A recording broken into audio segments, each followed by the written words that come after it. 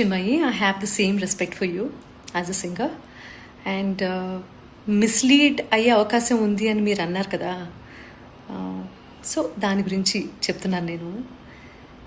I know very well ఆ slogan ఏంటి అనేది. మై బాడీ మై విష్ అనే దానికి అర్థం ఏంటో నాకు తెలుసు. ఇట్స్ ఆల్ అబౌట్ ఒకళ్ళ కంట్రోల్లో ఉండకపోవటం. నేను ఇండివిజువల్గా పుట్టాను కాబట్టి నా బాడీ మీద పూర్తి అర్హత, పూర్తి బాధ్యత నాదే. ఎవరు కంట్రోల్లోనూ ఉండకూడదు. రకరకాల అంశాలు దీని చుట్టూరా ఉన్నాయి, అవన్నీ నాకు తెలుసు.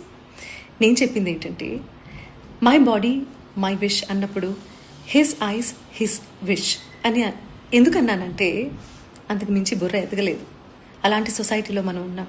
అంతేగాని మై హ్యాండ్ మై విష్ అంటే వెళ్ళి చేతులు విరగ్గొట్టే వాళ్ళలో ఫస్ట్ నేను ఉంటాను.